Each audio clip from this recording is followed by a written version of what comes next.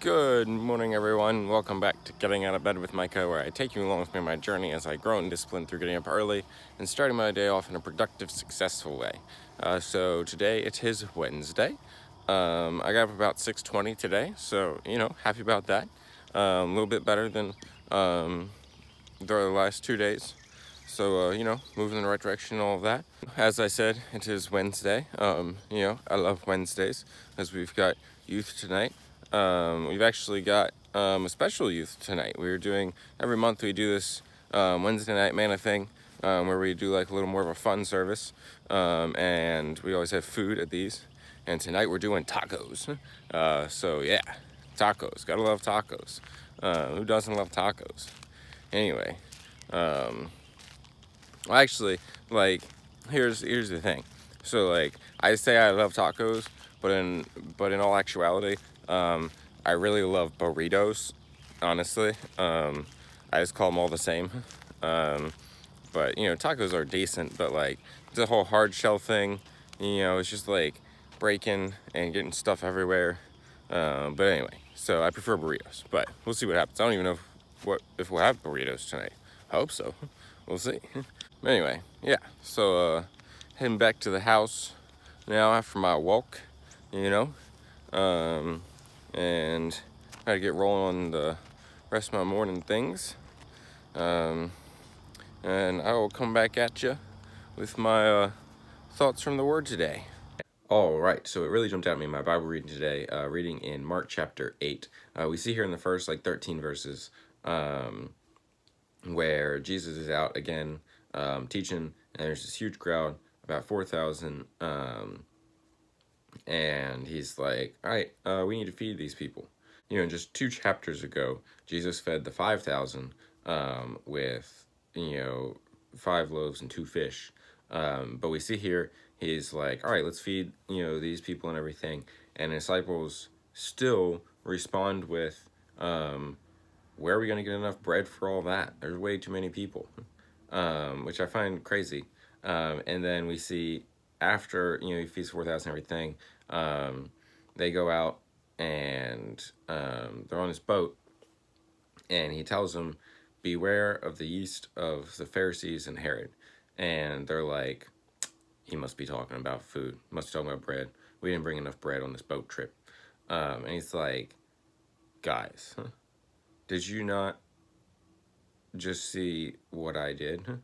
Like, quit thinking about such natural things. Like, when I fed the 5,000, how much did you take up after that? They're like 12 baskets after you had 5 loaves and 2 fish. And he's like, I fed the 4,000. How much did you take up after that? And they're like, 7 baskets of bread. And he's like, all right then. So obviously, food, not a serious issue. I'm talking about spiritual things. But what I really found challenging about this whole, deal here is that in reading it, I want to be like, disciples, how stupid can you be? He just fed the 5,000 over here, and it comes to the 4,000, and you would think that when he's like, all right, let's feed these people, you'd be like, all right, cool. Yeah, obviously you got that. Like, here's what we have. So, I guess you'll take care of that just like you did last time. But they don't. And so I wanted to, be like, y'all are so dumb. But then I had to take a step back and look at my own life and realize that I do the same thing. God comes through for me time after time after time, and yet I still come into situations in my life where things start to get all wacky and wonky, and it looks like things are going to go bad, or that, it's not going to come through and everything, and I begin to question. I'm like, oh man, I don't know, if this is going to work, and God, what's going on here, and blah, blah, blah, blah. And I'm sure my boy's sitting there like, bro, did you not see what I did last time? Like, do you not remember what I've done for you every single time and how I've always come through, And the thing that really hit me in this is the need to remember what God has done for me, because it's so easy to have God, show up in a crazy way and take care of me, and then and then when I come to the next situation, forget that he did that, and question him in the next situation. But if I hold on to the things that he has done, then what it'll do is it'll train my mind to a point of trust.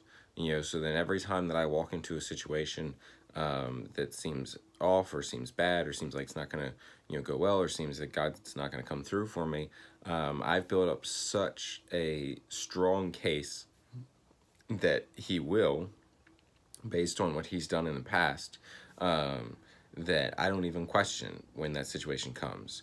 And so then I don't have to spend this time, tweaking out or debating on how it's going to go or trying to figure it all out, because I'm confident of who he is and what he's going to do going into the situation. And so, it alleviates this pressure and this stress and allows me to continue on in peace, because I know that he's going to take care of me. But this is built over the time of documenting and remembering the things that God has done for me, which is something that's always been difficult for me to actually really document what God has done for me. There's such a value I find in writing down what God does for you, and it's something I've always struggled with and been not super great at.